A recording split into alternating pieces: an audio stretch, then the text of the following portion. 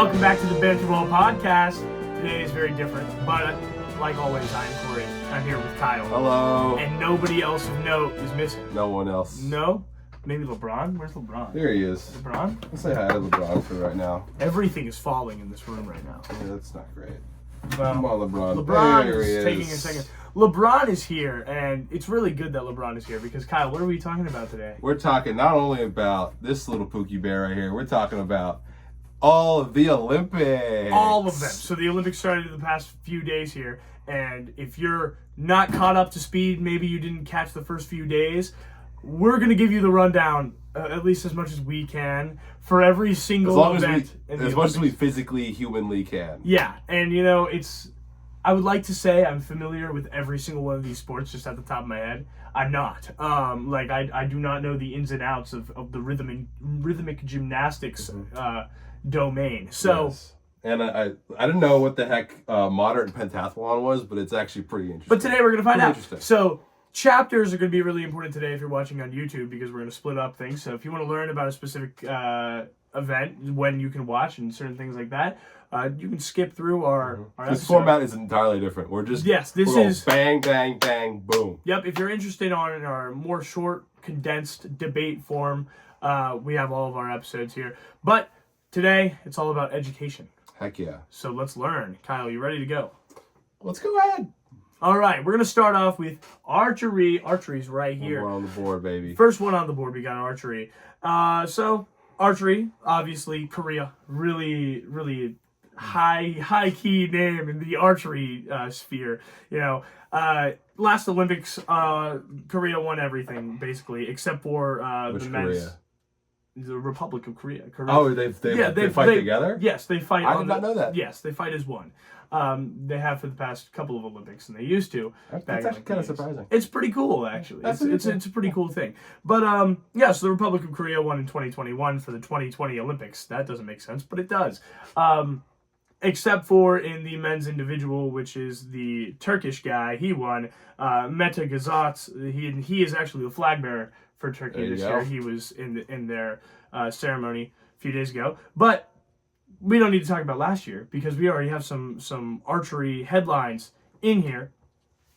Day one, before the Olympic ceremony even started, Korea's Lim Si-hyun set the world record in women's ranking rounds, scoring a 694, which is the world record of archery rounds. Mm-hmm. That's pretty exciting, right? Wow. She beat her teammate's former world record, and she did that in the ranking round. And then we went on to finish the women's and men's team competitions. Korea won gold in both. China won silver in the women's. France won silver in the men's. Mexico won bronze in the women's. And Turkey won bronze in the men's. Again, heavily skewed by Mete Gazat's. Turkey beat China 6-2 in the bronze medal round. Korea beat France 5-1. And then Korea beat China 5-4 in the women's. And Mexico beat the Netherlands for the bronze medal in 6-2. So, Kyle, do you have any questions for me about archery right now? Brodo's ball about archery, apparently. A little bit. I mean... So you said that there were scorings there. How does the scoring work? Sure. So the way that they do it is they have 10 rounds of competition, essentially. And so, obviously, that's why you had some cutting off at 6 and things like that. Whenever it's a team matchup, you have people facing head-to-head. So it's going to be different based on how many people are on teams, I presume. That's why there's a little bit of a differ on it. But if you win your head-to-head round, you win. If you ever played Game Pigeon Archery on your phone, where you do like the 3 shots to get to 30 points, that's literally how that's how each of the individual kind of like darts almost sets goes. Yeah. Okay. So you get 3 shots and then you try to get 30 and stuff. So that's why the 694 is pretty big deal, because I mean she only missed off 6 points for the entire 700 sphere in that qualifying round. But yeah, the U.S. should be better at this. They had the number one predicted winner this year, Casey Calfold. She's projected to win the individual women's event, but she placed 4th in the ranking rounds, and then obviously the women's team didn't place for the U.S. And then the men's, they got Brady Ellison, and he's facing Turkey's Abdullah Yildirim in round 1. But he's the only person who made it I hope through. You're not murdering these names right now. Oh, I totally am, but I'm not trying to. Okay. I'm doing my absolute best. But yeah, so he's going to represent the U.S. in the round one. Beautiful. And we'll just have to see how it goes. So yeah, better than some good archery. Some women's individual gold on August 3rd and men's individual on August 4th. Yeah. Beautiful. And that'll be the most we talk about any individual sport for the rest of the night. Hopefully. Yes. All right. Archery. So it's going to go weird now because we split it up among however many stuff is here. I think there's 40. There's some things crossed off because we realized as we were... These are not going to be in this upcoming Olympics. For those of you that are interested in flag football, don't read the headlines. It's not actually in the Olympics this year. It's 2028, I believe. Squashing fans. I don't know what squash is. You're going to have to wait 4 years for the Banter Ball special in squashing. We'll see if that happens. All right, so we cut it in half, and I ended up right on, where is it? Hockey. At the bottom here. Now, you might be thinking, Kyle, this is ice hockey, correct? No, it's field hockey, and I find it very strange that they did not make that distinction. We were talking about that earlier, but it is field hockey, not ice hockey. The first medal game is going to be on the 8th, so right now it's all prelims, or not prelims, it's like all pool play.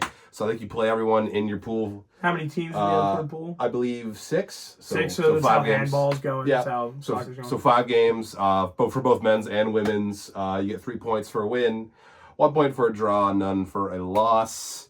And honestly, there's not been any sort of historically great country in field hockey, which is strange because it's been in the Olympics for quite some time at this point. But between Argentina, Germany, Spain, any European country in that sort of area, it's surprisingly is a international sport, I would say.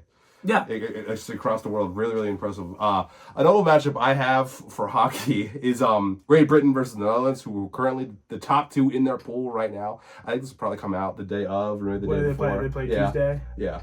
Nice. So we'll see. Currently the top 2 in their pool. I don't remember which one exactly that is, but Netherlands coming off of a big win, 4-0 over France, and Great Britain coming off a draw against South Africa. So we'll see how that goes.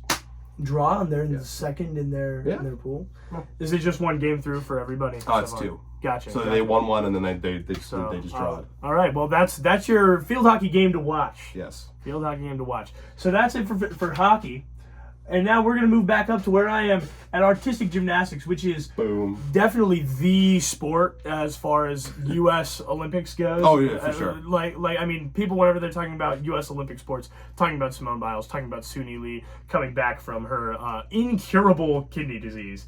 And she fought to barely make the team, and then she just got named one of the 2 representatives for the U.S. in the all-around final, barely beating out her own teammate. But, there was a whole rhetoric about that. But she is going to be here defending her all-around gold medal from last Olympics in 2021, Suni Lee. And she's not the favorite. The favorite is obviously Simone Biles, arguably the greatest gymnast of all time. But what we have so far right now, as far as team results, we have the ROC, the Russian Olympic Committee, winning both of the team events last year, or last Olympics rather. But this year we have the men's team starting off, and Japan got the gold medal. Japan currently has the most gold medals. Nice job, Japan, so far. 6 gold medals, the most of any country. U.S. has the most overall with 20.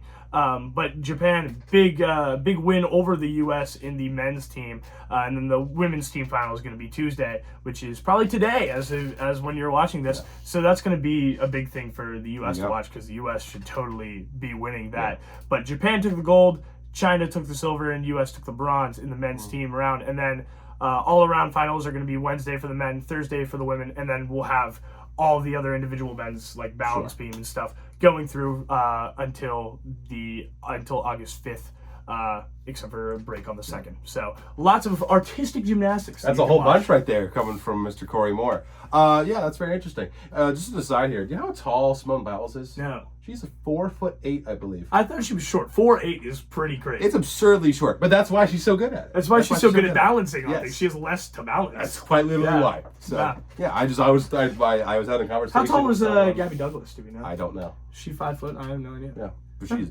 tiny. You ever see those pictures of her? She looks Shaquille O'Neal. It's literally, quite literally twice. Double her height. Double her height. Okay. Let's get Yao Ming. All right, let's go to my next one. Kind of on the same methodology here. I went for marathon swimming. So this has not started yet. I believe it starts the 7th or the 8th of August.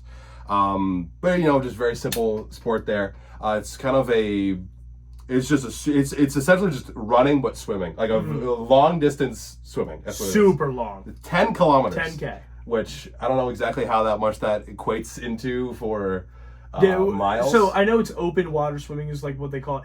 Do they straight up go into like an ocean? Yes. Like okay. It's not like a particular pool, or it's not like going back and forth in a pool. It is one large apparatus of water that they go one. And is that like a requirement for the city hosting that they have to have like a really large? That was actually a thing that the like I forget exactly who it was. Some leader in France was like, the pool that we're going to use, whatever river we're going to use, is so clean for this that we will swim in it. And the people are like, no, it is not. It is not that clean. No. And as someone who went to France, maybe you did see that a little bit. I was probably riding a boat through that, really. Yeah. Steamboat. So there you go.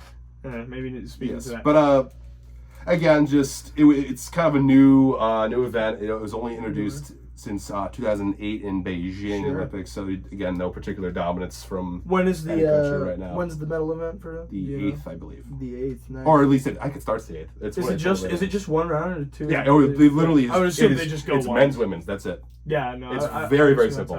Yeah, I know a little bit about marathon swimming. We have a WVU swimmer, Ivan Puskovic, is going to be competing. He placed 14th at the swimming nationals back in April to qualify here. I would argue, or not nationals. I would argue one of the hardest ones on the sport. Yeah, but he loves it. Like like in interviews from local news, he was saying he's just like you've got to really push yourself and really motivate yourself every single time, because there's not going to be as many outside people that are like trying to train you. It's time management too, because you have to understand what you have to do at a certain time. Exactly. What sort of stroke you want to use. A lot of coaches are going to train you for like those lane pool events, but not for marathon swimming. So it's all just individual work and mental. It takes like 2 hours. Yeah, it's huge. All right. So, very cool. Let's continue. Yeah, and we're going to go to artistic swimming, another swimming event. Back-to-back swimming? Artistic swimming, we talked about the ROC. The ROC is historically really good with artistic swimming. But when you say the ROC, do you mean... do you mean China? No, I mean Russia. It's ROC is Russia. Republic of China. Oh, I thought that's what that was. No, was. ROC, I mean Russian Olympic Committee. Oh, that's right. Is what I mean. Because Russia is currently banned from competing in the Olympic Games under their own flag, so they have their own Olympic Committee. That wasn't because of any political thing. It was because it's because they cheated. Okay. In the Winter Olympics, there was a big scandal with figure skating and different things. Yeah, there's a Netflix documentary on it. It's really good. Besides the point. But anyway, there's two events in artistic swimming, which is duet and team, and the ROC won both of them last year. But as you were talking about politically, with the Ukraine war, Russia has retracted a lot of their competitors for this Olympics here. So artistic swimming, there's going to be no Russian representation. So it's wide open. Last year, whenever Russia won and then China got second and Ukraine got third, now China and Ukraine are fighting it out for the big top two spots. So it starts August 5th. Medals begin August 7th with team acrobatic finishing off the team routines, because there's 3 routines. It's an acrobatic routine, it's a free routine, and it's a technical routine. And then for duet, it's just a technical and a free routine. So the August 5th starts the team events, and then closes August 7th, and then we have the duet events during that time as well. So watch that if you want to see China come in pretty heavy favorites. They're pretty good at most of these things, aren't they? Yeah, a lot of very technical sports. I mean, swimming and like the gymnastics side of things. Yeah, exactly. When they have very like specific things to do, I would assume they're pretty strong at that. A lot of discipline. My turn, and honestly, arguably, I would say one of the most interesting things up here is modern pentathlon. So what is that, Kyle? You may be asking. Well, first of all, that does not start until the 8th again. A lot of mine don't start until August 8th, toward the end of when this. When does the Olympics end? The 11th? I think so. 12th? Yeah. So what it is, it's fencing, freestyle swimming, equestrian, pistol shooting, and cross-country running. Things I was not expecting. Okay. Exactly, right? All right. It's 5 of like, or not like the core ones, but like the ones that are pretty popular. And that's a very interesting side bits here. You do not get to pick what horse you do. You were given a horse. Like you're not trained with a horse. Yes, which is really cool, right? That's really crazy. Yeah. So you can't even train the horse. It's just, you just gotta. So you just gotta tame it on the fly. Mm-hmm. That's really crazy. Yes, and then fencing is like super quick time. It's like first person to get a hit, and then do you get off next. the horse for that, or are you still on the? No, you don't fence on the horse. I don't know. No, I don't know. Is it maybe that being said? Because traditional pentathlon, I think, had them all on the horse. Sure, but hang on a second. Then it's fencing, and then it's quick. It's super quick time. It's literally like first person who gets it, and then it's like single elimination when you get into the later rounds. Is really interesting. Swimming is very simple, just 200-meter freestyle, just very standard. And then running and shooting are actually, I think, not together at the same time, but you go back and forth between the two. So you gotta run to the shooting event and then shoot. No, I don't think so. No. Yeah, they alternate. Yeah, between running and shooting at 5 targets from a distance of 10 meters. Yeah, so very interesting. So how long is a typical modern pentathlon run? I would assume hours. Hours? Yes. Dang. So even though they have short distance swimming, like I would imagine. I just hours. Collectively, that has to stack up. How long is the horse run? Do you know? No. Don't know exactly. He was just very general equestrian running. Keep an eye on that. August 8th. August 8th. But all time, Hungary and Sweden dominate the sport. Hungary and Sweden. 13 of the 15 available medals from this are going to either of them. It's pretty big for Hungary because I'm saying all time. Hungary, not current. Sure. I'm just saying Hungary right now only has 1 medal, so they could totally pick up the pace a little bit. They could totally love a modern pentathlon win. Yeah. So keep an eye on modern pentathlon. Meanwhile, I'm going to talk about athletics. Athletics, more commonly known as track and field in the States. We have a lot of athletics events, and so I'm totally not going to talk about all of them. But it starts off August 1st. So things that you want to watch. For me, whenever I was doing my quick research, what source better to research athletics than The Athletic? So I went on The Athletic to see the name quite literally to see what athletes are in the running to take over world records and stuff. So I'm just going to run through a few here. So most dominant athletes previously are Manu Duplantis in pole vaulting and the American shot putter Ryan Krauser, who has the last 3 gold medals in shot putting. So world records to watch are going to be Duplantis' own pole vaulting record. He can beat his own record, possibly. There's a pretty good chance he's going to. U.S. has Gabby Thomas, and Jamaica has Sharika Jackson going at it in the 200-meter. So they may be able to touch the world record of Florence Griffith Joyner, which obviously big name in U.S. history, but she's been holding that record for 36 years. So that may be touched by a U.S. or a Jamaican runner. And then Krauser may break his own shot put record, obviously. And then Jonathan Edwards in the triple jump is the other one I was looking at. He's Great Britain's own. It has been held for 30 years by Spain's Jordan Diaz, and Edwards may be able to take it this year. So those are the things to keep an eye on for Olympic track and field. First event is the 20-kilometer race walk, which Kyle and I kind of were clowning on before this, but probably very challenging. I would imagine, walk 20 kilometers at a pretty significant pace. Not like stopping or straining or... Yeah, but that's a good way to kind of ease into the track events, because then after August 1st, which all they have is race walking on the first day, after that, so many track and field events. So keep an eye on that August 1st. Athletics. Kyle, what we got? Boom. All right, my turn. We're going to Rhythmic Gymnastics. Again, this also does not start, I believe, until the 8th. But this is just essentially far more restrictive style of gymnastics. I think of it kind of, how the ice skating between 2 people in like the Olympics. Skating. It's sort of like that, where it has to be a tight routine, maybe to some music, maybe to certain moves. Are there any props involved or anything?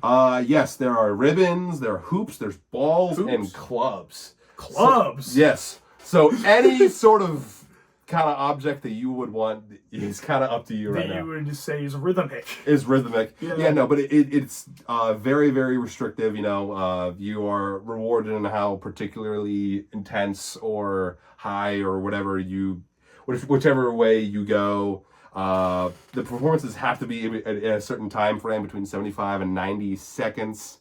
Routine, again, it's a combination of difficulty of the exercise, how artistic it is, which I guess is kind of subjective, but there are judges for this. And then the overall execution, does it string together well? Does it look appealing to the eyes? And we'll talk about Russia. Russia has dominated this, again, by kind of paralleled it to the ice skating bit a little bit there.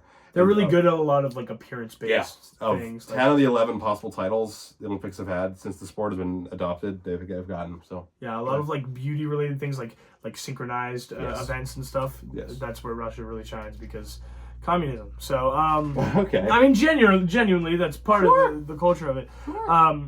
But on the flip side of that, we got a full speed ahead, very intense event. We have basketball. So basketball is going to be a big one. I did the wrong one. That's my fault. All right, that's good because I was totally going to be talking about badminton. So we're going to talk about badminton, not basketball. I was going to talk about badminton, then you started crossing out basketball. I'm like, that's an intense event. Anyway. We're almost there. But the really intense event is badminton right now. And you know who's good at badminton? It's typically China. China won 3 of the 5 badminton events last Olympics, losing only in the men's singles event to Indonesia and in the women's doubles event to Denmark. But this year, it's really going to be all China, except for maybe Denmark can get a singles victory. Maybe they can get Azelson in the men's singles because he already picked up his first win here.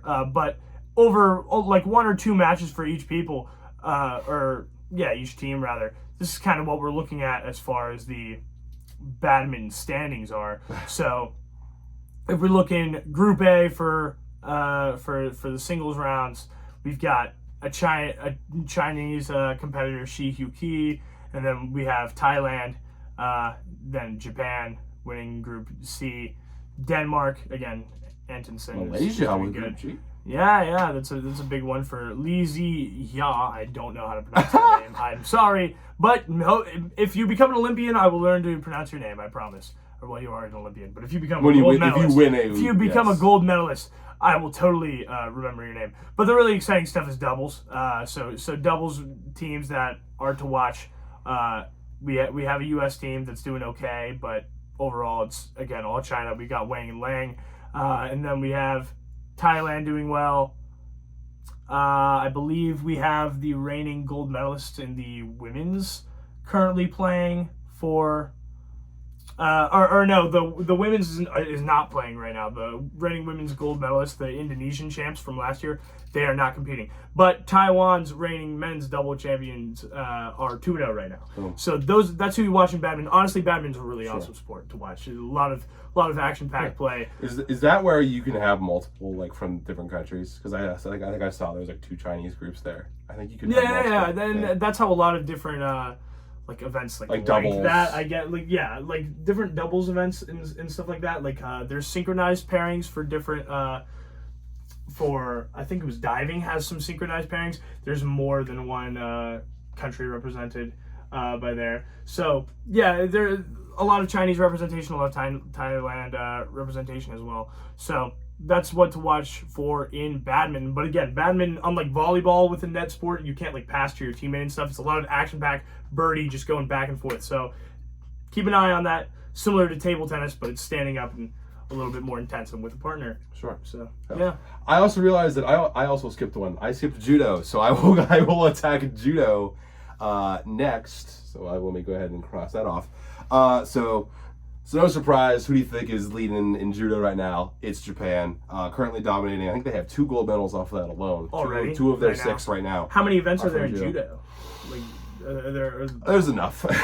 Are they gender-based or are there different? It's gender and weight-based. Weight, okay. Yes. So it's like boxing and wrestling probably. Yeah. And I also just very interesting because I was looking at the scores for these. It was either 1-0 or 10-0 or 10-1. I didn't really know how it worked, and it depends on how you you nailed. I mean not the right wording, but how you nail down the person you're trying to hold down. You know what I mean? So is it a pinning competition? Yes. Essentially what judo is. So from you the hit or do you just Like, can you strike anybody? Let me read from the source here. Sure. So an ippon, I believe that is how you say it, an ippon, is awarded when an athlete throws his opponent to the mat on his or her back with strength, speed, and control. An ippon can also be awarded through submission or by pinning an opponent on the ground for 20 seconds. If a judoka achieves an ippon, they immediately win the match. So either you use their force against them to flip them over, yes, or you just force them down and pin them for 20 seconds. Indeed. And there's another one that there's another way you can win but it's kind of involves the same sort of thing. So okay, yeah. What is that? It's a waza-ari. So again, it's very not translated at all there for me. It's awarded for a throw that isn't clear enough to be an ippon, either because it lacks speed or force, or the opponent did not land primarily on their back, or when an opponent is pinned down for less than 20 seconds, but not longer than 10. So it's like if you fail to pin, yes, then you lose a point, or like the other competitor gets a point? It's like partial. I think you have to get 2 to win at that point. Okay, yeah. all right, that makes sense. Yes. When's judo happening? Is it on now? Well, you said they already have some. It's mostly done all at this right, point. very exciting. But I mean, for American... sorry. One yeah, thing. sure. As something I find very interesting, penalties are actually given to people who don't do anything or are calm during it. You have to be full force. Oh, so you got to be going. Yeah, be going 110. Wow. The entire time, or else you will be penalized. That's pretty crazy. Yeah. What would a penalty be? Is it just like you lose a point? Yeah, I think if you get 2 penalty cards, you win or lose. Yeah, it's pretty brutal. Well, for our American audience, we're here for basketball. Basketball. Cross out badminton as though we are not talking about badminton. But basketball is going full speed ahead. Obviously, the women's team and the men's team for the United States are by far the favorites. But as we talked on our most recent episode of Banter Ball, we have a few other men's teams that we like. I really like Germany's team, which Germany's currently winning. They currently won their most recent game. Yeah. Canada is one to watch. Canada just lost their women's match, their women's game against France, but they did win their very close contested men's game against Greece. Giannis Antetokounmpo dropped 34 points. And that was about it. Oh, sure, yeah. Yeah. So, yeah, he dropped 34, but RJ Barrett dropped 24. So, pretty... I think it's 23. 23, maybe. Yeah. I don't know. But yeah, pretty close matchup there. But Canada coming out with the victory. Mm-hmm. And then other things to look for. I know you were saying you were watching this game, France-Brazil. Well, what were you thinking about France-Brazil whenever you were watching that basketball game? How Rudy Gobert got absolutely posterized by that guy from Brazil. Sure. What? I'm not sure exactly. And they, if I'm correct, Brazil had a pretty decent lead going into that game, and then France came back. Yeah, quarter one, Brazil was up 23-15, and then 24-13 run for France. And then it was all France from there. They tied in the fourth quarter, but it didn't really matter there because France was up 12. So Frank Ntilikina living on to keep playing. Rudy Gobert, Nicolas Batum living on Nick to Batum continue. was on that team. And of course the rookie Victor Wembanyama, who dropped 19 points on 7 Did he run the 4? I'm not sure. I would assume he ran the 4 because Gobert. It's very interesting because I was watching the Serbia game against the U.S. and they had Jokic run on the 4. Sure. Because they just had too many other big men, and they had to kind of transition him to a more offensive role. Because let's be honest, the offense did run through Jokic in that game, for at least at the beginning. Yeah, if the Nuggets offense runs through Jokic, then the Serbian offense is probably going to run through it too. Exactly. So 19-9 for Victor Wembanyama in this game, and then Rudy Gobert, a little bit of a lesser performance, 7-3, but they got it done. And then, as Kyle said, the U.S. took down Serbia, which is a big one. Germany took down Japan as well in a big 97-77 victory. And then in the women's side of things, again, the United States are by far the favorites as far as that goes. But we had some good games today. Germany, Belgium, Nigeria, Australia. Went off the win. Yeah, Nigeria getting the victory there. Country with a lot of athletic history. Nigeria. Hakeem Olajuwon, greatest rocket of all time. So yeah, keep an eye on Olympic basketball. As Kyle was saying with hockey, it's a pool play kind of situation where they're playing within their pools, and then they break out into the quarterfinals much later in the Olympics here. So the quarterfinals begin for the men's on August 6th, and they begin for the women's on August 7th. Medal games for both It's going to be men's on August 10th, and then it's going to be women's August 11th. It's a 5 a.m. bronze medal game and a 3:30 p.m. Gold medal game, because obviously they're going to be pitting to their North American audience for that, so they needed to schedule accordingly for their gold medal game. So they better not get there, because I'm not waking up for 5 a.m. Well, the women's game is at 9:30 a.m., but hopefully people are awake for that. Yeah. So we'll see how that goes. Reasonable. Yeah, we're not quite done with basketball as a whole, but before we talk about the last basketball event, let's just go back to the water. Rowing. Love me some rowing. Gotta love some rowing. First medal event is on the 31st of July. From the source here, rowers can compete across a distance of 2,000 meters. Alone or in teams of 2, 4, or 8, there are two different styles of rowing. There's either sweep, which is a one hand on. Yeah, it's both hands on one oar, I believe. Or it's sculling, which is an oar on each hand. So very, very interesting kind of dichotomy there. The U.S. initially was totally dominating for the Olympic rowing before the USSR. Germany kind of came in the forefront.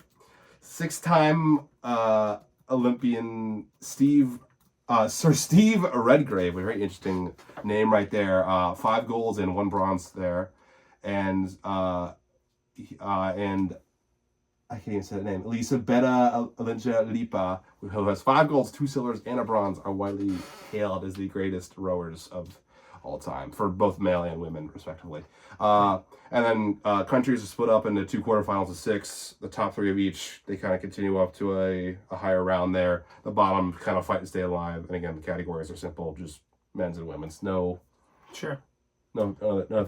Men's, women's, and then the sweep and the sculling. So is that race, or is that? I mean that rowing is a race, but it's not going to be nearly as fast paced as something like a kayak or like a canoeing event. No. All right. So a nice little team event there for rowing. All right. That's why you got to keep on for rowing. Let's get through it. And finally, let's head back to basketball 3-on-3. The United States just won the World Championships in 2023 for both the men's and the women's of the basketball 3-on-3 teams, I believe. But I think both of them just won. But the headliner for the men's team is Jimmer Fredette, the notorious draft bust, who is a baller in China. Jimmer Fredette. Yeah, that's why people, for a little bit there, people stopped saying Kobe and they started saying Jimmer, because Jimmer is kind of a nice man. I don't know if that's true. It did happen for a little bit. I remember I played basketball in 5th grade, and I remember there was a guy on my team who he was taking shots, and he goes, Jimmer! Go. So I do remember that. But Jimmer is here, and he's with Canyon Berry, the son of Rick Berry. There you go. Yeah, he's 30 years old, and he's a nuclear engineer, and he's on the basketball team. Is he tall? Probably. Yeah, he's Rick Berry's son. Sure. But he also shoots free throws underhanded. Okay. So, but he's played a little bit internationally here and there, but nowadays he's a nuclear engineer. And he's going to be playing for the men's team. Speaking of another guy who has a full-time job, he had to step away from it. But Dylan Travis previously was a special ed teacher. And now he is going to be playing for the 3-on-3 team. He was a D2 champion with Florida Southern. And then obviously, I say obviously as though you know this guy, but Kareem Maddox, who is 34 years old, he works in the Timberwolves front office. He is their big guy who had the most blocks in the World Cup last year with 4, and then he had 20 rebounds as well in the World Cup. In a game? No, just overall. But the thing you got to consider about basketball 3-on-3 is this is as close to street ball as you get in the Olympics. This is 1st to 21. Yeah. This is 1s and 2s, 1st to 21. So if you're getting 4 blocks in a totally. That's pretty big. Yeah. And then obviously the women's roster, and this is obvious. I mean, the women's team definitely cares more about 3x3 than the men's team does, because we've got a lot of WNBA players. Yeah, we've got. I mean, in the last Olympics, we had people like Kelsey Plum playing, and now we were going to have the rookie Cameron Brink playing, but she's going to be replaced instead by De'Erica Hamby, who is currently averaging 18 points per game in the WNBA, as well as 10.5 rebounds. She's a 10-year vet, and she's going to be joined by Haley Van Leth, who currently plays in, she most recently played in college with Louisville, but she's transferring to TCU this year. She led the U.S. in scoring at the World Cup last year. Ryan Howard, the number 1 overall pick in the 2022 WNBA draft. Again, other than Jimmer, you don't got that high level of prowess on the men's team. And then Sierra Burdick, who has 2 World Cup victories with the women's 3-on-3 team, 9 years apart. So she has been around the sport for about as long as it has been there, because they've been pitching. They pitched basketball 3-on-3 for the 2016 Rio Olympics in 2013. So they were really pushing it like early 2010s, and then they got it there for the 2020 Tokyo Olympics, and now it's back here again. So becoming a little bit more of a staple. And maybe we. It's played on a half court too, right? Played half court. It's 1s and 2s, half court game, first 21. That'll be interesting. Yeah, it's an exciting thing to play. No quarters. The only time limit associated is it's either first to 21 or 10-minute game. Oh, okay. So caps out at 10 minutes. But free throws worth 1 point, inside points are worth 1, and then 3-pointers are worth 2. Yeah. So standard. That's all we gotta say about basketball 3-on-3. Heck yeah. All right. Now, this is actually probably one of my favorite ones to actually watch. We got Rugby Sevens here as opposed to a normal match of rugby, which I believe is 15 players on like each side. Or no, 15 players on each side, I think. It's a very big sport. So kind of the father of the sport of American football, which obviously, your boy loves, which actually will be added in its flag form in 2028 in LA, which I'm very excited for. Obviously, backwards passes allowed, scrums when we restart and play. It's just essentially just like kind of like a hockey kind of start off a little bit there, but with humans. Matches only last 14 minutes compared to a normal game, which is like pretty impressive. Like, pretty strange. Not strange, but like very fast paced, I guess. So the Sevens version, as opposed to like the full actual rugby game, was accepted in 2016, and it's kind of been the same ever since. Because I think they did actually have a normal rugby beforehand, but they converted it into Sevens. There's this girl for Team USA who is I don't know if you saw this clip, absolute dog. Stiff arm this girl, whoever she was playing, and just ran into, I don't know what you call it, like an end zone. But I forget what's her name. Get that try. Ilona Maher, yeah, and you have to smack it on the ground spike for it down 5 for the try. points. Yeah. And then the kick after is 2. Yeah. Absolute dog. There's some NFL team ought to sign her at this point because she's humongous. Who are our favorites in terms of teams for Rugby Sevens? So France just won the gold in men's, so that has already happened. And that was quick. Yeah, exactly. I think they started. They started before the opening ceremony, but they started super early. The women's, I think, are in the quarterfinals right now for Team USA. So hope to look out for there. I think they've only lost 1 game going into the stretch of this right now. But yeah, they had a tough loss to France. But yeah, here's hoping Team USA. Rugby Sevens, really exciting for them. Yeah, so let's head back over here, and we were talking just about basketball, and there's another basketball headline here for our next sport, which is beach volleyball, because Chase Budinger, former Houston Rocket, he is 6'7". He used to be in the NBA. He just played his first Olympic beach volleyball match, and he won with his teammate Miles Evans, who also played his first Olympic volleyball match. So that's making headlines in terms of beach volleyball in the States here, but by no means is the U.S. The favorite here for the men's tournament. The men's favorites are once again going to be Norway's Sorum and Mol, who won last Olympics, but on the flip side of that, in the women's, we had the U.S. win last Olympics, but our reigning champions, Ross and Kleineman, are not going to be competing this year. So it's up for grabs in the women's as far as that goes. But prelim matches go through August 3rd, and then basically they do have their top 16, their quarterfinals and things. But something I wanted to touch on the format of the actual rounds for beach volleyball is that they have essentially a play-in, which they call the lucky loser matches. So they take 15 teams, and then they have 4 teams left, and those 4 teams play like a playoff format, a semifinal and a final, and the winner of that 4 teams is the lucky loser, who becomes the 16th team in the top 16. Interesting. So yeah, they have They have their little play-in. You're almost like incentivized to lose a little bit. Oh no, because then you got to play 2 extra matches. I guess, but I mean, no, you're not incentivized. How many teams are there? There's just a lot. I'm not sure. Again, I'm not an expert on all of these sports, but I'm not sure how many teams there are. But there are 16 in the playoff there, and so 19 overall if you're counting the lucky losers. And that's the same amount for men's and women's, unlike something like women's and men's soccer where they have 12 teams versus 16 teams for the men. So it's the same amount in the playoffs. So then the last thing I'm going to touch on for beach volleyball, just to specify for scoring, is that sets are playing to 21. It's best of 3. So first to win 2 sets.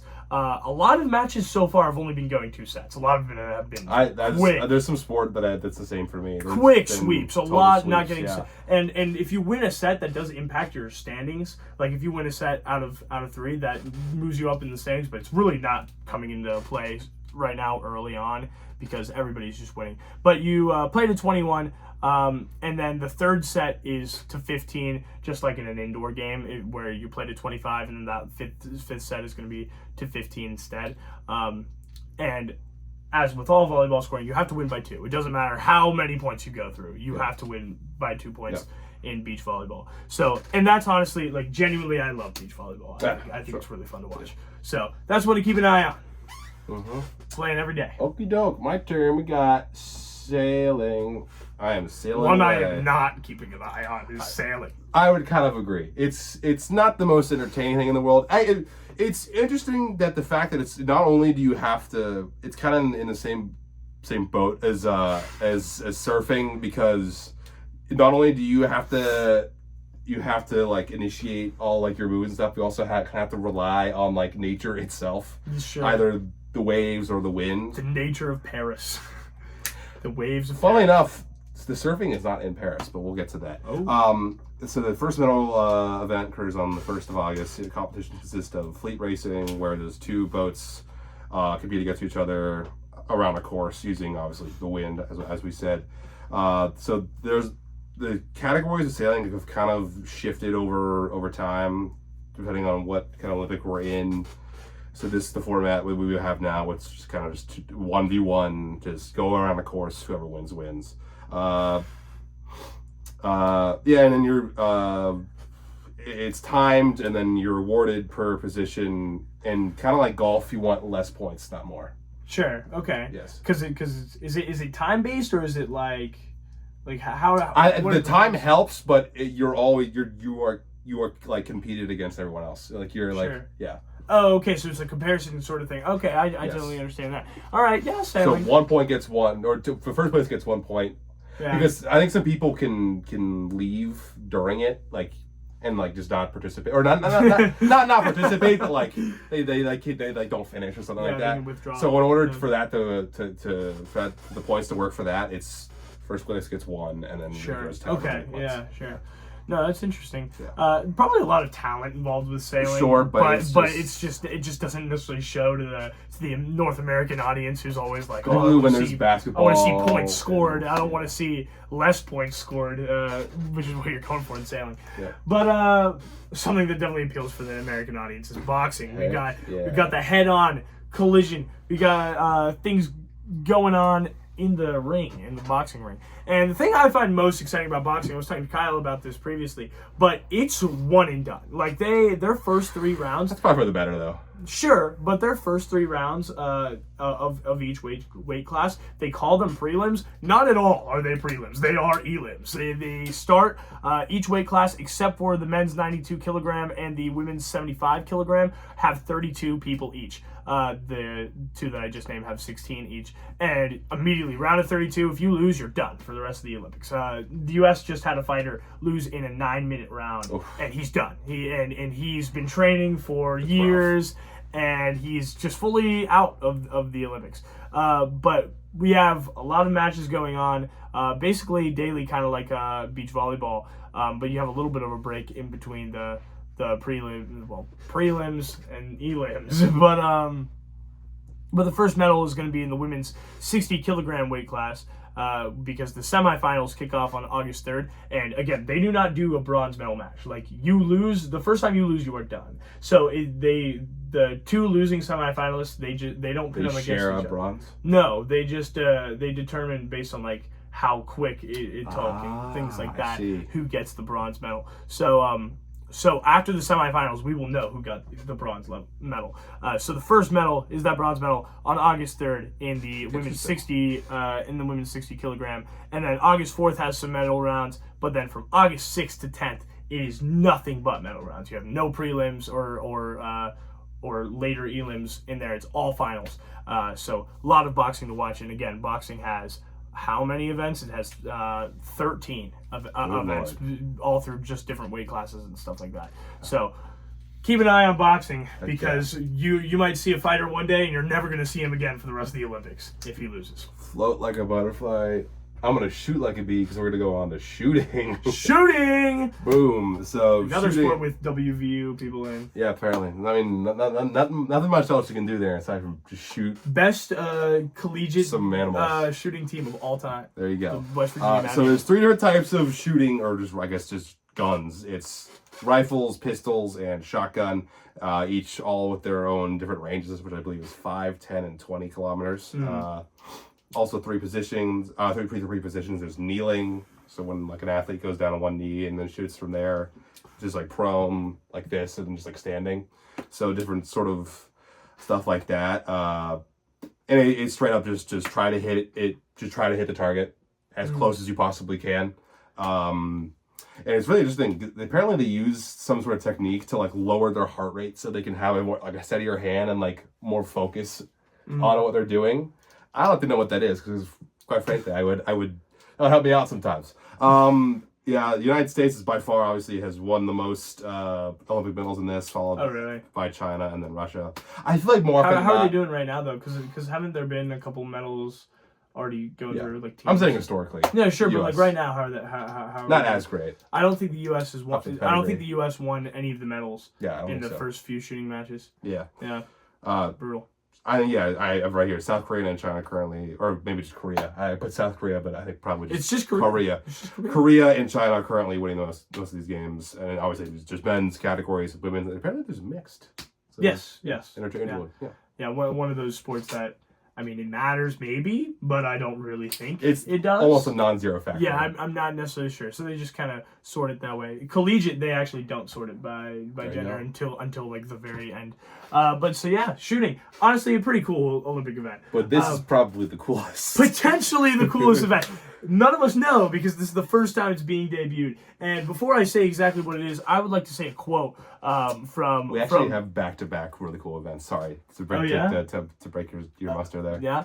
Well, I would like to say a quote from Sunny Choi, a U.S. Olympic B-girl, and you're going to find out what a B-girl means. But she said, quote, "If you call it breakdancing, you're not a breaker."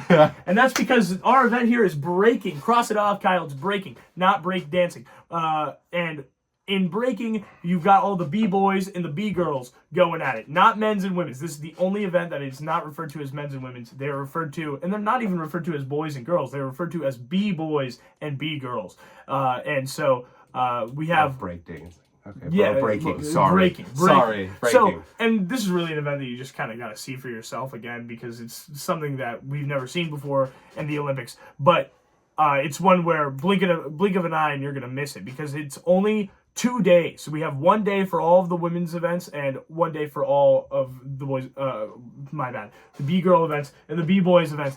But they start dancing at 10 a.m., go through 5 p.m. The B-girls events are going to be on August 9th, and then the B-boys are going to be going August 10th. They start with like a round robin. So I guess they like go up head to head against like everybody that they're seeing, and then they break out into different elims and stuff like that, and then they go through till about 5 p.m. and then their gold medalist is going to be crowned, the first ever breaking gold medalist. And again, we are looking for U.S. Olympic Sunny Choi. I bet a confident title to become the best B-girl in the world. Yes. No, it's. I'm actually very excited about that. So August 9th, August 10th. It's interesting. That's what I'll say. Definitely fascinating. It's fascinating. All right. Also fascinating. This next one right here. Oh boy, this is boy. B-boy. This is really, really interesting. Skateboarding. Oh, yeah. This is... I want to thank Tony Hawk for doing this for the country, because without him, this would absolutely not be possible. Japan actually is dominated thoroughly, though. We have 2 gold medals off this already, with the U.S. and Brazil being the other 2 of the countries that even medal in the first place. Funnily enough, there is a 11-year-old for Japan. 11. Yep. 11. That's doing it. And I would assume we'd won a gold. I think there's a 14-year-old too. I think there's a 16-year-old as well. So a lot of young. So that kind of breaks into question: how young can you be to be in the Well, Olympics? I mean, I was looking at the diving team. Like, I think it's Romania's diving team. All of them are younger than us. They're all 16. All of them. They're all 4 of their divers. But 11 is like... 11 is really crazy. But for your country to be fully represented in diving by people that are younger than us 2 podcasters, it's just crazy. Very strange. What are we doing, Kyle? We should get B-boy and B-girling. Okay. Yeah, so judges against are very similar to surfing. The players are given 3 45-second breaks to perform whatever they want on the skateboard. They essentially are just in a skate park, and they're just given the ability to perform any tricks. So it's like tricks. It's kind of similar to a kind of like a diving situation where they kind of choose what they do and then it's scored. Yes. Okay. Yeah. Are there different things historically that are going to give you more points, like any kind of kick flips? No, because there's no historical context to this. So, is this the first year? I believe so. Oh, really? Yes. And Japan has won 2 of its gold medals off of this. So what was it? We had 2 gold medals in judo, you said, and 2 gold medals in skateboarding. And then did we have any other? I think I had one earlier. I don't remember what it was, but they're really killing. Let's continue. Dang. Japan. All right, well, we are going to continue to canoeing. And I know some of you diehard canoers are going to be mad, but I'm going to combine the slalom and the sprint here. And let's break down the differences. Kyle, are you familiar with what a canoe slalom is? Couldn't tell you. All right, well, let's start off with the canoe sprint. This is very basic. This is, you're in your own lane, and you go forward in a flat water course, and you just go and you race, and you go as fast as you can. Like a pool, or? It's flat water, so yeah, okay. It's a base pool, and then you have your own lane, and then it's whoever gets fastest. There's a few different events. There's like a kayak, there's a single kayak, and then there's canoeing, obviously, because this is overall just called canoeing, but then they have kayaking as part of it, as a branch of it, but differently. And something that I really find fascinating and is going on right now is canoe slalom, which is where you have to go through specific obstacle courses. This is like a white water course, and you have to navigate through different things. And so you have these gates that you have to cross through, right? And if your boat, if the boat or you touch the edges of the gate, then you're going to be added on 2 seconds to your time. If you completely miss a gate, meaning your entire body, so it's a time thing. It's a time thing, but you can get penalized based on if you touch gates or if you entirely miss a gate, which means if your entire head and body do not go through. So once the canoeer's head and body goes through, or if it's a team, all of them go through the gate, then you get the gate. If you don't, you get a 50-second penalty. Oh, brutal, absolutely brutal in canoe slalom. And again, it is happening right now. We already have some canoe slalom, but you've already missed a little bit, Kyle. I know you really want to get into this. We've missed the kayak singles because Australia's Jessica Fox. Is that not a person in pop culture in America, Jessica Fox? No, there's a different Fox, the Transformers girl. Regardless, Jessica Fox just won the gold medal in canoe slalom, taking out Poland's Klaudia Zwolinska and Great Britain's Kimberly Woods. And then the men's canoe single final, not the kayak single final, which is what we just talked about in women's. The canoe single final for the men's just took place, and Nicolas Guestin won it for his very own France, the hosts of this Olympics. They won it, got themselves a medal on the board. Adam Burgess got the silver, and Matej Binis for Slovakia, I believe. That's the Slovakian flag, right? Yeah. Got the bronze. So that's big. So no medals Tuesday, which is when you're probably watching this. But Wednesday, we've got women's canoe singles. And Thursday, we have men's kayak singles before we go back into a ton of prelim rounds before the team events. And then all of the team events end with the kayak and women's cross events on August 5th. And then back again to the sprint. The sprint is going to it starts August 6th, and then medal events are through from August 8th to the 10th. Sure. So if you just want to watch some straight things. But I think the slalom is really exciting as far as canoeing goes. I might watch that. Definitely the best boating event in my mind that we agree. have discussed so far in comparison to rowing and sailing. All right, my turn. Sport climbing, not sports climbing, just a singular sport climbing. So that this does not start, I believe, until the 5th of August, but it's very popular leisure sport kind of just around the world, particularly with young adults, kind of people our age and above. I would say 18 to 25 range is where this I would say this reigns supreme. Again, this is kind of like one of the other ones that we're going to talk about recently, where it's kind of just, it was a thing in America that people like doing that just became cool enough. Somehow blossomed into an Olympic sport. But I think this one, I would say a little more so. The other one. Kind of like skateboarding, kind of like breaking. Yeah, sure. So from the source right here, sport climbing involves 3 formats, bouldering, speed, and lead. Bouldering, athletes climb 4.5 meter high walls without ropes, which is a little scary. Yeah. In a limited period of time and the fewest attempts possible. Speed is obviously just speed against one-on-one elimination, which just beat the other person in a race. Speed. For do they have the same rock wall in speed? Like is it like if I'm racing against somebody, do they have the exact same rock wall? I would imagine, yeah. Okay. Yeah. So I don't want to be screwed.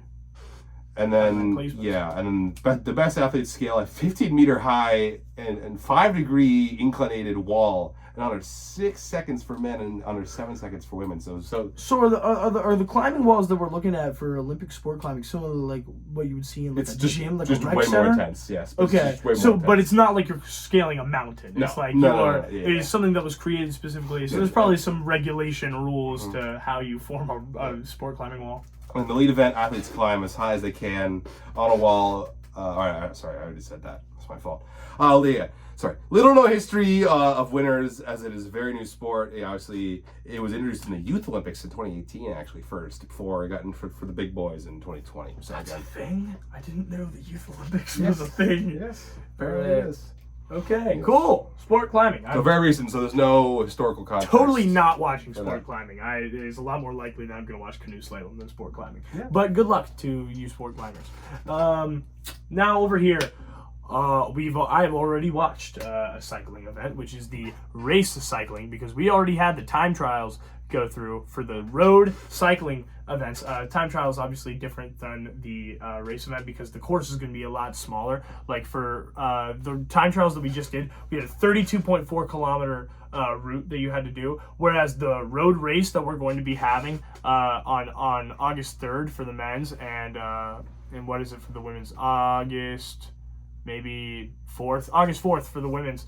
The men's course is 273 kilometers and the women's course is 158 kilometers. So quite literally like a fifth of the women's course and like almost a tenth of the men's course is what they just did for this time trial. But in that very short stint where you're going out in groups, like you're going out in blast, not in like similar to what you would do in like a track and field event. You're not all taking up the same road, which is what you're going to do in the road race. But in that format, Grace Brown won it for Australia for the women's cycling road over Anna Henderson from Great Britain and Chloe Dygert for the US. And then in the men's, it was all Belgium as Remco Evenepoel won the gold. And, oh man, do you want to tackle this name? The third one. It's Wout van Aert. I don't know. Wout van Aert, perhaps. Again, you're a bronze medalist. I should totally know who you are. But he won the bronze. In between, we had Italy's own Filippo Ganna taking it for the for those time trials. But so that's very exciting for the cycling road. But other things that we're talking about in terms of cycling, mostly the BMX. So BMX freestyle. As you were talking about with one of your other events, it's just men's, women's. Yeah. It's just going to be men's and women's. Your qual round is Tuesday, and then finals are Wednesday for both. And then it's just 2 rounds each for each of them. So the women's park finals at 7:10, and the men's is at 8:44 a.m. on Wednesday. And then, aside from the BMX freestyle, you have the BMX racing. Quarterfinals are going to be Thursday. Semifinals and finals are Friday, with the men's final at 3:35 p.m. and the women's at 3:50 p.m. And then we have BMX cross country, which we have already done, also known as BMX mountain bike. But we already have winners for that. So in the women's cross country race, we have Pauline Fabrand-Prévost and for France, and then silver goes to Haley Batten from the U.S. and bronze goes to Jenny Rizveds. So congratulations there. And then the men's, we have Thomas Pidcock for Great Britain, and then France's Victor Koretsky, and what is this country? It's South America. I don't know.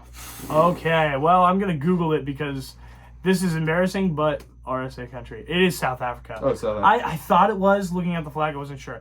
Alan Hatherley took the bronze in the mountain bike event. So that's what we've already seen so far for cycling. And the last thing I want to talk about is cycling track, which kind of operates similarly to like an artistic gymnastics, where they have like different events within it. But they have sprint events, they have pursuit events, and those are just kind of different offshoots of how you want to be racing with your cycle. So you're using the same kind of bicycle that you would use in a road race, not similar to like a BMX.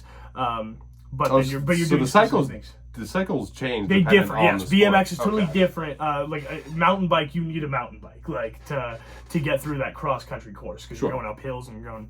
And now again, I don't know how many of those they have in Paris, but they had something for this, so pretty intense. But the track events, cycling track events, start August 5th, and then after that, we don't have a medaling event until August 7th, and then we have some form of cycling track action every day through August 11th, beginning on the 5th. So that's all I have for cycling. A lot of cycling. Love me some cycling. All right, my turn. Road race was crazy, dude. The time trials, it was raining. People were slipping, and like it was pretty intense in the time trial. Speaking of rain and water in general, we got surfing. Now this was the sport that I alluded to earlier that is not actually being taken place in France. Okay. So it's actually in Tahiti, which is French Polynesia. So, but that is not close to France. Not close to Paris. No. No, yeah. So it's in Tahiti because I mean, where are you going to catch a wave in Paris? I don't know. So they kind of had to make a wave pool. I mean, they could, but like it's a little more natural if you want to do it in Tahiti. So again, it's kind of similar to skateboarding, where they perform different tricks of variety, how tricky it is, what kind of type it is, and it's given points determined on that. I think by 5 judges, and how fast you are and how like powerful you do it is also judged. So slow and steady does not win the race at all. Okay. And actually, they don't use, again, how they use different bikes for BMX and everything else like that. They use specific short boards for surfing because they're just able to move a little bit more fluidly. I get it. Sure. And this was in the Olympics long ago, but it just resurged back in 2020. So now here it is. So Brazil, Australia, and France actually. So there you go, France. Seem to be dominating heat play currently for both, finally for men and for women. So, okay. So surfing. Exciting one. Yeah. Is that the first year that surfing is in, or has it been around? No, it was in 2020. Sure, it's not going to be 2020, but there was a long absence where it was not in the Olympics. Sure. Okay. Yeah, because it's kind of hard to make it consistent for everybody because how are you going to surf and how are you going to control the waves of Tahiti? Yeah. How are you going to surf in like St. Louis? No, exactly. Yeah, you got to figure that out if you're at the 1904 Olympics. All right. Well. Back to me, also in the water, we got diving. And I was talking about diving before, where they have multiple teams from the same country. I'm not entirely sure if that's true, but I think that may be true specifically for the synchronized events. So the way that they do events here in diving, Kyle, is they have individual events and then they have synchronized events, which are 2 divers together in a pair. So the events that you would do would be the 3-meter springboard and the 10-meter platform, mainly. The platform meaning you're just jumping off of it, nothing is bouncing or anything. Springboard, obviously, there's some give to it for whenever you're doing your bounce, which is going to make it significantly more challenging in my mind to do the synchronized with somebody if you have to like bounce at the same height, same different thing. A lot more challenging. But with that being said, we've already seen the women's synchronized springboard take off, and Yanni Chang and Yiwen Chen won the synchronized springboard for the women's on behalf of China, scoring 337.68 points, which is about a little over 20 more than USA's Sarah Bacon and Cassidy Cook. Cook Bacon. What a team. Amazing. What a team right there. The Bacon Cook. All right, but they took the silver. Congratulations to them. And then Great Britain had Yasmin Harper and Scarlett Mew Jensen. That's suspicious. Interesting. Yeah, I don't know. Okay. Well, they scored 302.28, so about 12 points less than the U.S. team there. So that is our results for them. And then the men, they did their synchronized 10-meter at the same time, similar to like what we were doing before whenever we were talking about, I don't know, a different event, probably gymnastics, where they did the opposite for the gender. Yeah. Before, but men just did their 10-meter platform. China won that as well. Again, I was talking earlier when we were talking about rhythmic gymnastics and different things like that. They're very good with like very specific motions. Like archery, they're going to be specific motions that they're going to be able to nail. So China won that with a remarkable 490.35 performance. You can see how that differs from the women's scoring. But the men won that. Junji Leon and Hao Yang won it for China. Great Britain took second with Thomas Daly and Noah Williams, and then Canada took third. Ryan Weens, and Nathan Zombor Murray took third. All of them scored over 400 points, so nice teams there. And then, so synchronized events are one and done. You just do it. And then individuals, they have prelims, semifinals, and finals. So we have to get the last two synchronized events out of the way, and then we'll do the individual events after the Wednesday and Saturday events. The Wednesday, we're going to have the women's 10-meter platform. Saturday, we have the men's 3-meter springboard. And then on the 5th, we have the first two of the individual rounds of the women's 10-meter platform. And then starting on the 6th, there's a medal round every day except for the 7th through the 10th. Cool. So. Now, I don't know if you know this, but is there any overlap between like one particular person does multiple swimming events? Yeah, similar to gymnastics. You can so swimming and diving are not at all. Oh, sure, yeah. But diving, you can totally do the team 10-meter, and then you could probably do the 3-meter springboard, just like Simone Biles is doing the balance beam, and then she's also doing the all around. Okay. You can do that, and Suni Lee is a better example where she's doing like 3 or 4 different events. That can totally work with diving as well, as it does with rifle. You were talking about shooting. You can do air rifle. You can also do the WVU competitor that we have. She's doing rifle and she's doing one of the long barrels as well. Okay. So, yeah.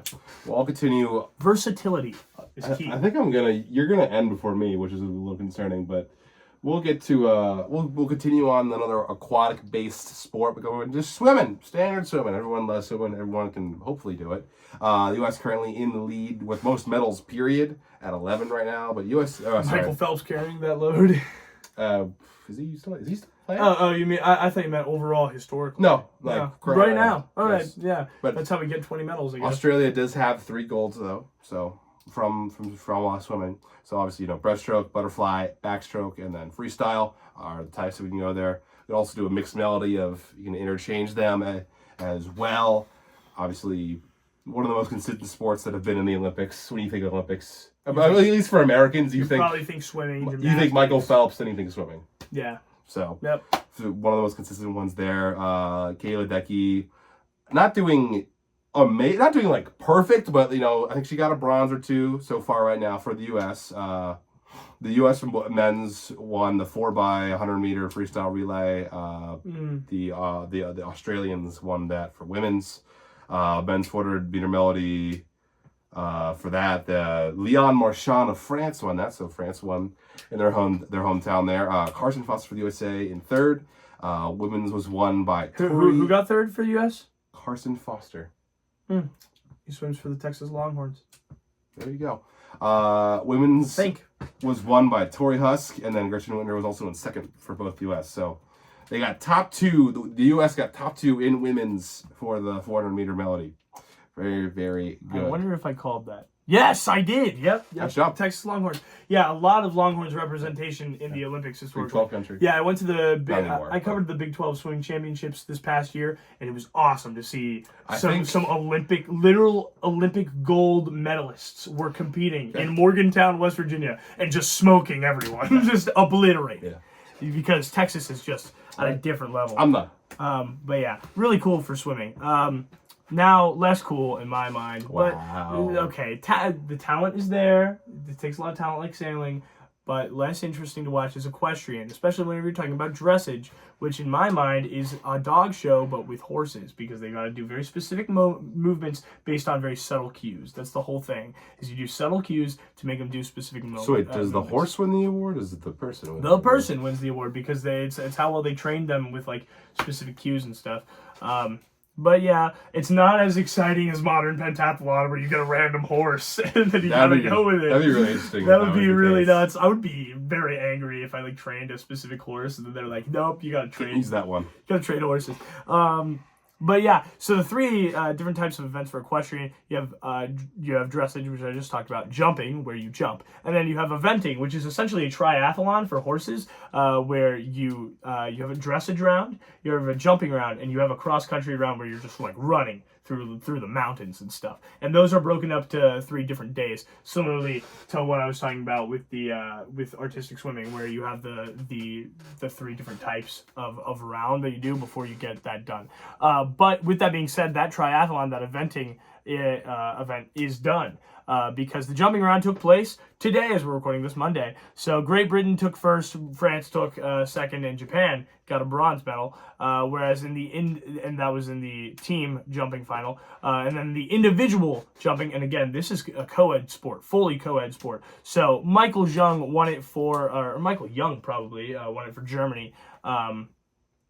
Got the gold medal. Christopher Burton got the silver, and Laura Collette, obviously different gender there, got the bronze for Great Britain. So the dressage Grand Prix, they named their rounds very oddly. Their final, everything else is called a final. The dressage Grand Prix is called the special. It's called the dressage special. And so the dressage special is taking place August 3rd, and then the jumping team final ends all of equestrian at 8 a.m. August 2nd, or rather, that's going to happen 8 a.m. August 2nd. What's ending all of the equestrian final is the individual events on August 6th, which is the individual jumping event, which takes place at 4 a.m. because nobody in America needs to watch equestrian. Boom shakalaka. All right, that's pretty exciting though. It's pretty exciting stuff. This might be the best sport, most fully athletic, most. You need to put in every hour of your time into this sport. Table tennis. So apparently this is Anthony Edwards' favorite sport to watch, because I don't know if you saw, there was a clip of a table tennis match, and someone from the U.S. got like a major point, and the camera, I don't know if it went on him, and it was him standing up like cheering. So apparently Anthony Edwards loves table tennis. Good for him. Certainly the sport with the strangest journey to the Olympics, because apparently it's been here since 1988 at Seoul, which is incredible to me, because I feel like I've never even heard that it was in there in the first place until like recently. So obviously this is from the Olympics, the teams match, because this is 4 single matches and 1 doubles match, each played in a best of 5 game format. Each team consists of 3 players, and the matches end when a team has won 3 individual games, and doubles matches, players take turns to hit the ball, which is a little interesting there. So they're not exactly the rules that many Americans play in their basements, but there you go. Sure. China has dominated since except for the course here, since its inclusion, winning 32 golds and 60 medals overall since its inception in 1988. 32 goals. That's incredible. That's impressive. Yeah, and there's been a lot of blowouts apparently for table tennis. Because I went through the first day, and there was maybe 1 or 2 sets that went 4-2. Wow. Most of them were 4-0, 4-1. Like, it was really, really incredible. Just so apparently there's a lot of high-end talent in the table tennis community. You're either really good or you're just an Olympian. Yes. You just are here. You made it. Yeah. That being said, it's gotten a little narrower, obviously, as some people have eliminated. So yeah, table tennis is an awesome one to watch. Yeah. I like that. Also, a pretty cool one to watch, but a little bit more confusing because, especially in America, whenever you think of fencing, you think of just like kind of straight sword fighting. So I think you want it to be a little bit more than it is, but it's not that. Especially if you're watching the foil events. The foil events is just going to be that very like thin stick that you're going through. But you do have 3 different types. You have the foil, the saber, and the épée. And as far as events that we've already done here, we've got a lot of them already done. We've have the foil individuals and the épée individuals, the women's épée individuals done. Hong Kong won the gold for the women's épée bout is what they called it. They won 13-12 over France's Ariana Malo-Breton, and then Hungary took the bronze in that. And then we have, for the men's saber, we have Luigi Simelli winning it for Italy over Egypt's Ziad El Sisi. I think that's the first time I've seen Egypt on the board today. And then so that was the bronze, by the way. And then the gold medal for the men's saber went to Zonguk Oh from Korea. Over to someone from Tunisia. Over somebody from Tunisia. Again, fencing is where you're going to get a lot of different country representation. 15-11 victory over the silver medalist there. And then, we've got a lot of other events that happen here. Women's foil took place July 28th. Canada got the bronze in the women's foil over Italy. And then for the gold, it was a USA versus USA match between Lee Kiefer and Lauren Scruggs. Lauren Scruggs got obliterated by Lee Kiefer 15-6 in the all US gold medal bout for women's foil. Yeah, Lauren Scrubs, if you will. Oh, that's maybe a better joke. No, but obviously silver medal is very, very impressive. And then the men's épée also took place on the 28th here, with Japan taking home. I think that was either the 5th or 6th of the gold medals that we have. There we go. That may be the last one. Koki Kano won the gold 15-9 over Yannick Borel from France, and then Egypt took the bronze medal. I don't really understand why this was an 8-7 match, whereas the others were going to 15. But the bronze medal match, for some reason, for the épée, was an 8-7 victory for Mohamed El Sayed over Hungary's, again, another Hungary in there, Tibor Andrassy. And then you're going to have some more fencing going through the rest of the days. Again, women's saber took place today. France taking on gold versus silver. Manon Apathy-Brunet took the gold, and then the men's foil also took place today. And we had a victory for Hong Kong again for Kalong Cheung, 15-14 over Filippo Machi, who I think we already saw once in a different fencing event. There we go. So that's a victory there. And then U.S. got their bronze medal. Nick Itkin took down Japan's Kazuki Imura, 15-12. So that's all I had to say about fencing, but those events continue through the 4th. Amazing. I love me some fencing. My turn. I joke, this is the only Olympic sport that I only have any sort of training for, and that is Tae Kwon Do, because I took Tae Kwon Do when I was a little younger. A little sprier. Black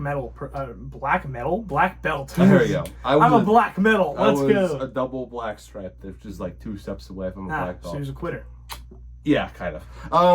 But still. So it starts on the August 7th. 4 events each for each sex, and obviously varying weight classes. Fighting obviously with your hands or your legs without being struck. Obviously that is the point. Mm-hmm. The name of the game. 3 rounds of 2 minutes each. So very limited time to do what you have to do to win. Points are rewarded on difficulty of the hit. Penalties for any faults could be levied.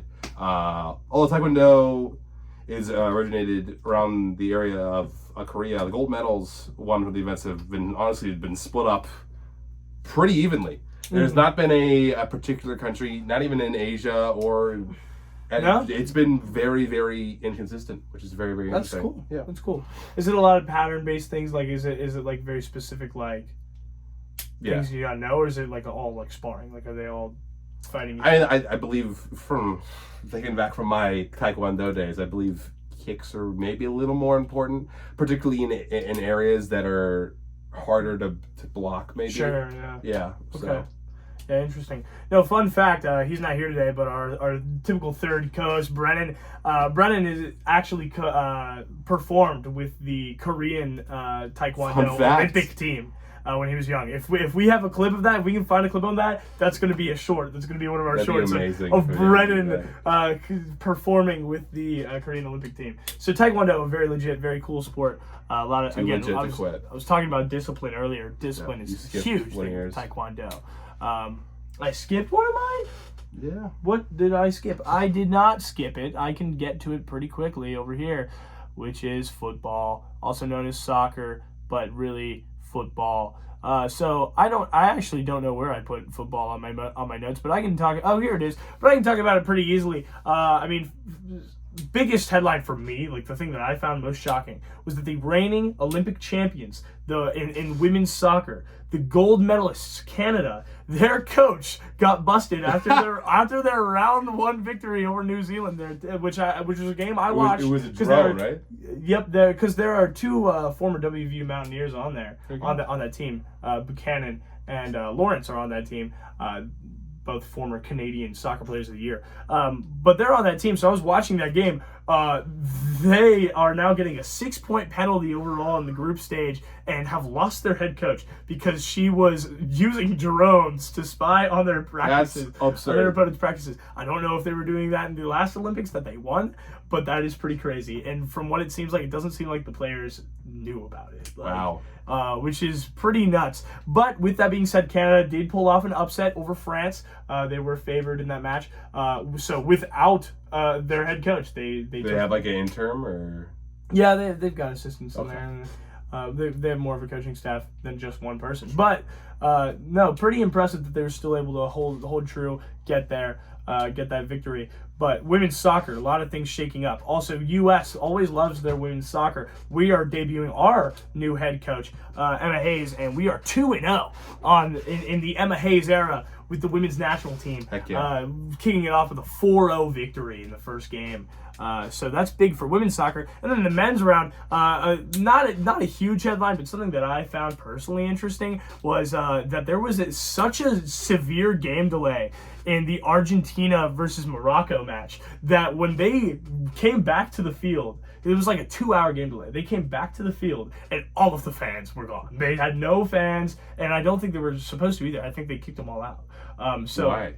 Because they fully stopped the game, and then because there was a controversial call. So essentially what happened was there was a goal that Argentina scored that was waved off, and they had to really they had to kind of fight it for a while, and so it caused a 2-hour game delay. They came back to nobody in the stands, and Morocco held on for a 2-1 victory. Argentina's head coach Javier Mascherano called it, quote, the biggest circus I've ever seen in my life. And honestly, watching the highlights back where it's like, oh yeah, first highlights, everybody's like, yes, and then the second, end of the game highlights, no one is there. Yeah. It's such a weird juxtaposition to watch. But yeah, that's all early group stage. Argentina still has a chance here. Men's soccer continuing. If I remember correctly, Team USA had a big win. I forget who too. I think it was like 3 or 4-0. Yeah, big men's soccer victories. So football is probably one of the many that you guys know if you're watching this. So, yeah, go ahead, Kyle. Why don't you take on 2 or 3 of your next? We'll do 2. How much do you have left? I have 2 left. I have 7. So. And honestly, I kind of want to wipe the board for handball. Okay. I'll do tennis. Do a little bit of a now. demonstration. I'll do back-to-back ones right here. So I'll do tennis first. After a rocky start of honestly being in and out of the Olympics in general, because they wanted to determine who would be eligible to play for what country, what age you were, if you were amateur or not, if you were really being paid or whatever. It has found its role in the Olympics since the Seoul Olympics in 1988. Obviously, one of the most consistent and long-running sports in the game. Odds are, if the Olympics are happening, you could probably turn on a tennis match. Like, Yeah, probably. And not even the fact that it is a cemented sport in the Olympics, but like There's so many matches. There's so many matches, both doubles, singles, between different countries. It's just really, really insane. Obviously, seeing its history of very illustrious players. I think it's Rafael Nadal, who did just recently lose. I did see Nadal just lost. Yes, against Novak. Djokovic, yes. is also one of the best players of all time. Sure, but Nadal obviously winning in singles in 08 and in 16. Roger Federer for doubles. And obviously you have the Serena sister. The Williams The sisters. Serena sisters is crazy. I'm a little tired. The Williams sisters of Serena and Venus. And again, this is a multiple country per sports thing, so you're not going to see just one China team. Sure, you're going to have a lot of representation. Yes, but very cool. always a solid sport to watch. Sure. Always some tennis. Yeah. And then again, I will double up here. We'll go for some trampoline here. Unfortunately, it's not just a bunch of kids in the trampoline park, which I would have enjoyed watching. But trampoline. I saw the word trampoline and I was like, yeah. And then I was like, nah, it's more of a gymnastics sort of thing. Obviously, there's both men's and women's for qualifying and final matches. Those start on the 2nd of August. I kind of think of it as like the gymnastics that are done on the floor, but just in the air instead of distance. It's kind of cool. Instead of distance this way, is distance this way. Are they hooked onto anything? No, it's straight up just it's just a super big trampoline. Actually, this is one of the things I looked back and watched old stuff on today, and it's just a straight big old trampoline. That's really cool. And it's just doing flips. It's doing. What's our schedule on it? Do you have a schedule trampoline? It starts the 2nd. Or no, it doesn't start the 2nd, but. Qualifying rounds start on the 2nd. If I tune into on the 2nd, I will be watching some trampoline. Yes. Is what you're saying. Flips are done in the air, and they got for time for flare and length for the scoring to occur. It's an individual sport. Again, multiple athletes for different countries. For example, China took gold and silver in 2020 for the women's, and won the second, and won silver for men's as well. So. Again, it's another judge. It's a judge-based sport, so it's doing articulate things, make sure you're hitting your goals. I don't know what I'm saying here, but sure. But it's a very tight sport. Yeah, it's very, very interesting. Yeah. And then back to me here for my second to last sport of the day here. You should just cross off football. Oh yeah, football. But also now we've got golf. So golf is a little bit newer, not necessarily commonly associated as being an Olympic sport, but we did have it in 2020, in 2021 at the 2020 Tokyo Olympics. I said 2020. So, it's the 2020 Tokyo Olympics. Okay. But anyway, obviously the U.S., golf is the U.S. Yes. It really always kind of has. I would argue that it's more of America's pastime than baseball is. Yeah, I mean, at this point, kind of in terms of exclusivity to other regions, because a lot of Latin America plays baseball, a lot of Japan, a lot of big Asian presence coming in with baseball. So at this point, golf is one of the few things that is exclusively an American pastime. Xander Schofield won for the men, and Nelly Korda won it for the women last year in the U.S. This year, we've got Scotty Scheffler playing alongside Xander Schofield, the reigning gold medalist. He's been killing it too recently, hasn't he? Scotty Scheffler? Yeah. Yeah, he's ranked pretty consistently. He's won the last two major. Did you win the Masters this year or no? Yeah, I think so. Yeah. I can Google that real quick. I will. Okay, yeah. But no, so golf is, since they only have a men's and a women's, they spread this out a way that I would like other sports to do, which is that they do all of the men's and then they do all the women's. They don't kind of mix them. Like we were just seeing with the fencing. Fencing was kind of annoying whenever I was going through them, where it's we're doing men's saber, but we're also doing women's foil. I'm like, I understand why you got to fill in all those matches, but it's a lot simpler when you have something like golf, because men's stroke play starts on Thursday, the first here, and then it ends on August 4th. 3 a.m. is when that last round is. So it's 4 rounds, and then you get crowned your medals. And then the women start a few days later on the 7th, go through the 10th. They have their 4 rounds. And that's just how it's going to be. So golf, pretty simple. Nothing really too out of the ordinary. Courses all in France. Courses are in Paris. Yeah. Heck yeah. Okay. I will triple up here, I think. So I'll do back to back. 2 back here. and then you'll do one, and I'll finish with a double here. So my next one is triathlon. Heck yeah! So the men's start on the 30th, women's on the 31st, and then mixed is on August the 5th. This sport was added in 2020, like many others here, count down the stretch. Originated apparently in the 70s in San Diego as a different way to train for like track running. Okay. So it consists of a 150 meter swim, a 40K kilometer cycle, and a 10. Training exercise turned event. Apparently, a 40 kilometer cycle and a 10 kilometer, kilometer run. No country, again, has ever dominated because it was just a very, very new sport. But again, it's very similar to the pentathlon. It's just a little...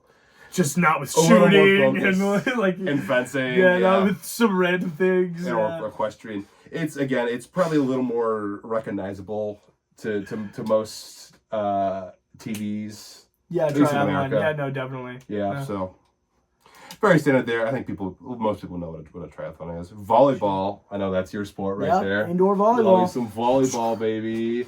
I added this fact because I thought it was funny because they had it on the Olympic website. It finds its origins from a YMCA in 1895 in Massachusetts. Yep. I find that funny because I worked there. Unlike beach volleyball, there are a lot more players in the game because I believe beach volleyball is only 2v2, right? Yeah, it is. And it's 5v5 or 6. Or 6, sorry, it's 6v6 Yep. for normal volleyball. Yep. It was first introduced in the Typically, you have 7 players in your starting rotation, though, because you got a libero going on. Sure. Maybe 8 if you got 2 middles. Okay. First introduced in the 1964 Tokyo Olympics, and it's stayed ever since. Obviously, the U.S. won in women's in 2020. Currently 1-1 in pool play, where they got swept by Argentina, I believe, and then a super close race to China. I may have flipped that, but France won the men's in 2020, and they're currently 1-0, and I believe they won a tight race against Serbia. Again, people know volleyball. We know what we're doing here. But we know we obviously have the U.S. to look out for the women's, France for the men's. And then we'll do this last one. I actually did watch this a few days ago. I watched some water polo. I forget exactly who it was. It was Montenegro and whoever else they were playing. Whoever Montenegro was playing. I think Montenegro lost. Okay. They play every other day for men and women's. For the most part, the men's side has been a whole lot closer. Watch the women's side has been total blowouts. I believe that Montenegro game was 3 points or 4 points difference. Dimensions for the women's pool. I actually found this very interesting. The dimensions for the women's pool are like a little smaller, I believe, this away. So it's a shorter distance from goal to goal for the water polo. Instead of it being thinner. Hungary leads men's all-time in gold medals with 9, with the U.S. dominating, obviously, for the women's side. They've won it 4 straight Olympics. So, yeah. No. Oh, there you go, yeah. Sorry, I was showing kind of a research paper that I wrote about volleyball in the States. From the YMCA. Yep, in the Massachusetts. Next time I work there, I'll just be like, and then I pick up a volleyball. We are the volleyball guys. Yes, we made volleyball. Very interesting. From the ground up. All right, that's my 3. Go ahead. All right, well, I wish there was like a whiteboard on the back of this whiteboard, because there are some things that would be really helpful to draw here for our final sport. One that I absolutely love is. Well, my final sport, yeah, but weightlifting and wrestling, those sports, yes, they are. How are you? 100,000%. But what I'm going to talk about is team handball. Team handball is something that I've been watching recently. I'm trying to find the standings on here, but I've got a lot of tags open. But honestly, I'm just going to talk about team handball. So, we don't have a physical thing to show you, but I'm going to try to explain this as much as I can. So, team handball is a little bit longer than a basketball court, but it has like a kitty-sized soccer net is what you've got going for team handball. And the way it goes, you can do 3 things as a player. You can dribble, you can pass, and you can shoot. Dribbling, you can take 3 steps in between dribbles. Ooh. In between dribbles. Oh, so I can go bang, bang. So you can dribble. Bang, bang, bang. Dribble again. Yeah. Ah. Yeah. So 3 steps in between. Very cool. And that's that super. The net is just like that. And it's no backboard. It's just like a. No, it's just a net. And the thing that's really cool about it, with the 3-step dribbling, is typically what they do is they dribble inside to get in between the outside perimeter and the inside perimeter, which is where you are legally allowed to draw a foul. Like you can draw a foul within in between the outside perimeter and the inside perimeter where only the goalie can go. So they get in there and then they jump and then they shoot. And you are allowed to legally land inside of the goalie's area after your shoot. Like it would be similar to like a 3-point jump shot where you can jump and then you can land on the other side. And they are typically coming, because you get those 3 steps, they're coming at these shots with so much momentum. Literally similar to like an outside hitter approach in like a volleyball, except you don't have to stop yourself right like at the other side of the net. You're jumping in very aggressively, coming through. Footage. And you can bounce that in. You can throw that in directly past the goalkeeper. Really exciting stuff there. This is really interesting. It's actually a really, really fun sport to watch. Is it like a 3-point play? Is it like No. Well, so that outside perimeter, all that means is that in between this outside perimeter and the inside perimeter is where you can draw a foul. And if you draw a foul, then you start with the ball on the outside perimeter, closest to where you were. So that's where it's key. And then that line that was in between the outside perimeter and the inside perimeter, that's the goalie's domain. No, that's a foul line. Like if you're doing like a penalty shot, if you're doing a foul shot. Oh, sure. You shoot from there, and then inside of the goalkeeper's area is a line as well, and that's as far as the goalie can go on that penalty shot. Sure. It is to that line. But yeah, really exciting sport to watch. Standings, I mean, obviously not favoring the U.S., but if you're watching some, especially the women's team handball competition right now, really intense. I've watched a bit of handball myself, so that's something that I really like and am going to continue to keep watching because we got a lot of it going forward. All right, so Korey is tapped out. I'm 2 left. Yeah, I merged all of the cycling events to get done quickly. Oh, I see. Because there are 6 cycling events. Okay, so here are my last 2. We got weightlifting. So obviously men and women compete across 5 different weight classes, so that's 10. Different categories there. To start, Germany, France, and Austria reigned supreme for weightlifting, but now, until the 1990s, Soviets dominated. Afterward, China, Turkey, and Greece, and Iran have gotten the majority of the possible medals. China has been dominating women's since its introduction in that says 2024. I think it's supposed to be 2014. Yeah, totally not right. Yeah, well, so... Yeah. Wait, so do they do winter weightlifting? Yeah, totally. Because you know why? Because I remember playing the Mario and Sonic game. Sure. And I remember doing weightlifting with Wario and absolutely destroying everyone. I have a core memory with weightlifting myself where I remember I couldn't sleep one time during the Rio Olympic Games, and so I went downstairs to watch some Olympics at like 1:30 in the morning, and it was the last one of the day in Rio, and it was weightlifting, and I watched like an hour and a half of weightlifting, and I was like, all right, I'm satisfied now. Now I'm gonna go back to bed. Beautiful. All right. That's enough of weightlifting. Very cool. We are 1 sport left, and it's wrestling. 2 different Should we do a demonstration? I think it's okay. I think they understand what wrestling is. Can we do a judo demonstration? No. Can I please flip you over? Okay, so there's 2 different forms of wrestling in the Olympics. There's Greco-Roman and freestyle, which is very, very interesting. I don't particularly remember. What's freestyle wrestling? You can look it up for me, actually. That'd be Okay. very, very wonderful. I'm going to do that. The Soviet Union has 160. I think they're probably combining with Russia.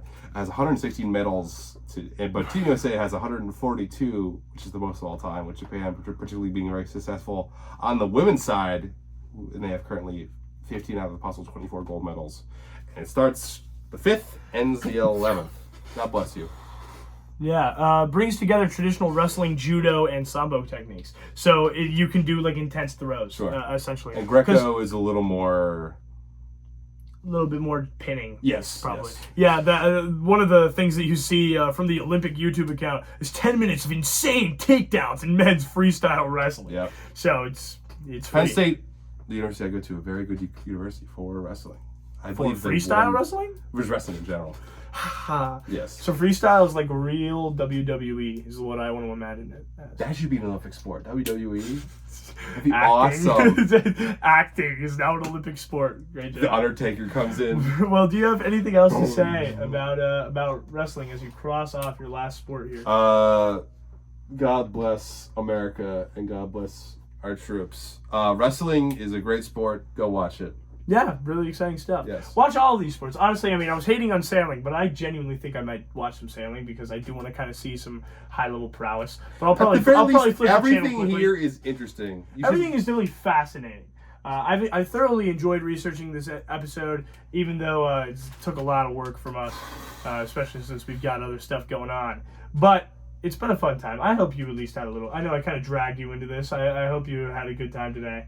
Talking about Olympic sports. I did at the end of the day. This is a good little conversation that we had here about Olympic sports. And again, it was all for the benefit of you getting the lowdown on everything that you've missed in the past few days if you haven't been keeping up. We are not going to do a follow-up episode, but we are going to probably throw in a few content things. Like as we get closer to breaking, I'll probably release a TikTok of our thoughts on breaking and stuff like that to remind you guys when these things are. But with that being said, that'll do it for the Banter Ball podcast today. We're gonna hit you again this week with a Friday episode shortly after, which will probably have a lot more to do with this guy here, LeBron James. I love LeBron. Brennan will be back in town for that episode, and we're going to be going back to a very fast-paced format. Again, if you are not familiar with the fast-paced format, leave this long video and go watch one of those. I promise you it will be worth it. So follow us on Instagram, Twitter, LinkedIn, YouTube, Spotify, iHeartRadio, and even LeBron is pointing. Look at that. follow everything. Like, comment, subscribe. Thank you all for listening, and enjoy watching the Olympics. Goodbye. Bye-bye now.